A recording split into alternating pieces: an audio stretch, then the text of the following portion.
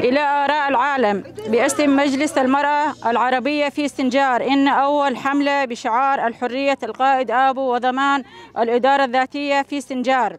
نبارك هذه الحملة، لقد أصبح القائد آبو 25 سنة في سجون أعداء الحرية الإنسانية عن طريق المؤامرة الدولية. إن هذه المؤامرة ليست بشخص القائد وحده، بل على جميع الشعوب في المنطقة، والمرأة أيضا، وعلى الدين والثقافة والقيم الإنسانية. أما هذه المؤامرة الدولية وإن المقاومة التاريخية للقائد وبتطوير الأمة الديمقراطية وفلسفة المرأة والحياة الحرة.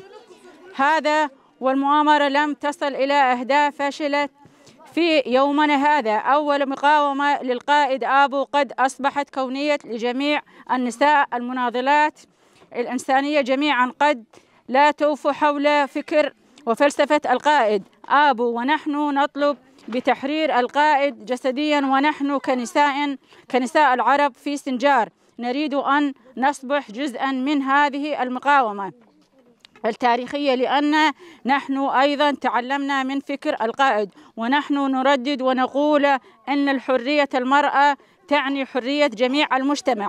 بهذا الفكر وعلى هذا الأساس نحن كمجلس المرأة العربية ومكتب بنات الشهيدة زيلان في سنجار نريد أن نأخذ مكاننا في هذه الحملة، ومثل جميع النساء المرأة العربية والمرأة اليزيدية، وعلى هذه الأساس بناء حياة مشتركة ونعيش حياة حرة متساوية.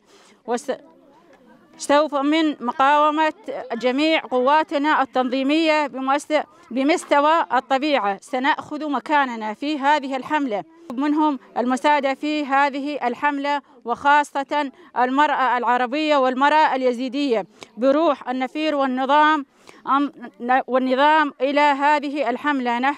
نحن بهذه الثقة والإيمان بالنصر ساندوا هذه الحملة وانضموا إلى جميع الفعاليات والنشاطات وعلى الجميع المشاركات. ونحن نقوم بحرية القائد آبو هي حرية المرأة والمجتمع. مجلس المرأة العربي في سنجار 25/10/2023.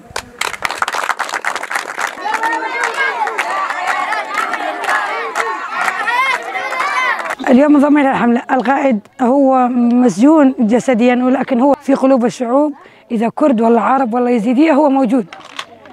وإحنا نطالب ونناشد إن شاء الله بإفراج القائد عبد الله عجلان، وهاي الأفكار كلها بأفكار القائد عبد الله عجلان، وهو عايش بسجن جسديا ولكن هو في قلوب الشعب موجود.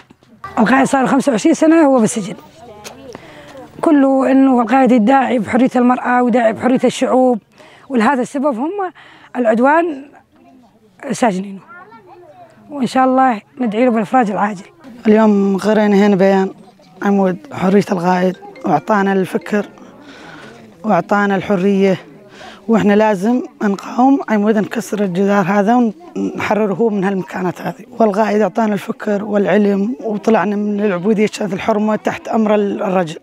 هسه قمنا نمشي بكيفنا، لا نرد الشر على أحد ولا عش، نمشي براينا. من فكرة القائد صحانا ووعانا وطانا الفكر والعلم. احنا لازم نحرر القائد من هذا الظلم، وما يصير صار كم سنة مظلوم، ولازم نطلع من هذا الظلم هذا. والقائد ما سوى شيء خطأ حتى ينسجنيش.